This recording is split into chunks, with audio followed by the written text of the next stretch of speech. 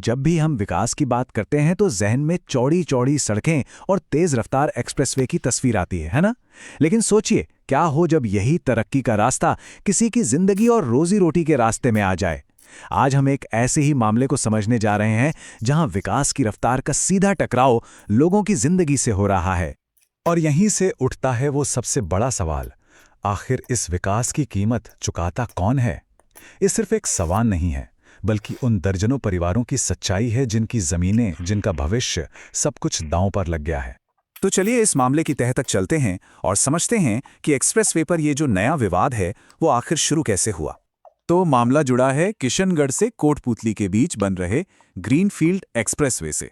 आप जानते हैं, ये एक बहुत बड़ा प्रोजेक्ट है जिसका एक ही मकसद है, सफर को और आसान और तेज बनाना।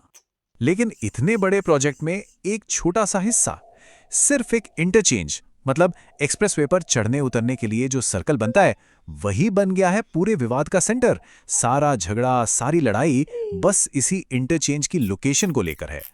तो ये अलाइनमेंट का मामला आखिर है क्या? थोड़ा टेक्निकल सा लगता है ना? चलिए इसको बिल्कुल आसान भाषा में समझते हैं कि आखिर ये विवाद की जड़ क्या है। देखिए, बात बहुत सीधी है।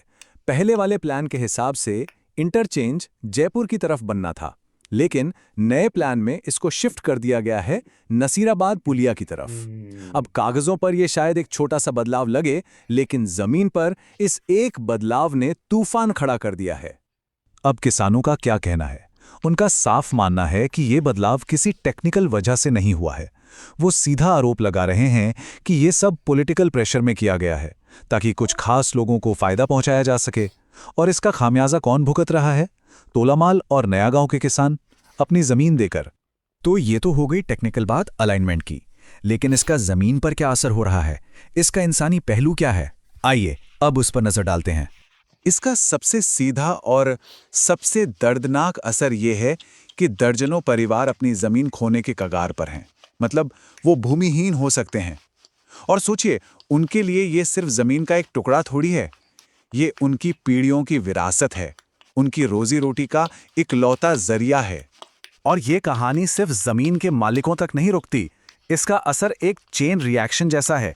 जब खेती की इतनी उपजाऊ जमीन जाती है तो उस पर काम करने वाले मजदूर बेरोजगार हो जाते हैं। फिर जो दिहाड़ी मजदूर इस पूरे सिस्टम पर निर्भर थे, उनकी रोजी रोटी भी छिन जाती है। एक के बाद एक सब पर असर पड़ता है। किसानों का डर इसलिए और भी गहरा है क्योंकि उनके लिए ये सब पहली बार नहीं हो रहा है। उन्हें लग रहा है कि इतिहास खुद को दोहरा रहा है। उनका कहना है कि 2003-4 में जब नसीराबाद पुलिया बन रहा था, तब भी बिल्कुल ऐसे ही नक्शा बदला गया था। तो आज उन्हें वही पूरी फिल्म दोबारा चलती हुई दिख रही है। लेकिन इस बार एक फर्क है। इस बार किसान चुप बैठने को तैयार नहीं है। उन्होंने मिलकर, एक होकर अपनी आवाज सरकार तक पहुंचाई है। और उन्होंने पूरे तरीके से अपनी बात रखी है।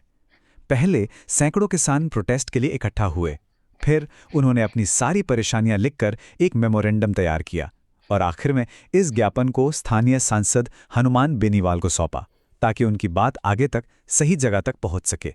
जब बात सांसद तक पहुंची तो पॉलिटिकल रिएक्शन भी आया। सांसद हनुमान बेनीवाल ने किसानों से मिलने के बाद बिल्कुल साफ शब्दों में कहा कि विकास कार्यों के नाम पर किसानों की आजीविका से खिलवाड़ बर्दाश्त नहीं किया जाएगा। उन्होंने किसानों को भरोसा दिलाया है कि वो इस मुद्दे को आगे उठाएंगे। तो अब मामला एक बहुत ही अहम मोड़ पर आ खड़ा हुआ है। एक तरफ है अपनी जमीन बचाने की कोशिश करते किसान और दूसरी तरफ है विकास का एक बड़ा प्रोजेक्ट। सवाल वही है कि आगे क्या होगा। किसानों ने अपनी मांग बिल्कुल साफ कर दी है। उन्होंने एक अल्टीमेटम दे दिया है, या तो इंटरचेंज को उसकी ओरिजिनल जगह पर यानी पुराने प्लान वाली जगह पर वापस ले जाओ, वरना एक बड़े आंदोलन के लिए तैयार रहो। और ये पूरा मामला हमें वापस उसी शुरुआती सवाल पर लाके खड़ा कर देता है। ये झगड़ा सिर्फ एक सड़क या एक इंटरचेंज का नहीं है। ये विवाद पूछता है कि क्या डेवलपमेंट की रफ्तार और इंसानों के हितों के बीच एक बैलेंस बनाना, एक संतुलन साधना मुमकिन है? इस सवाल का जवाब जो भी होगा वही तय करेगा कि आने वाले वक्त में तरक्की का हमारा रास्ता कैसा होने वाला है।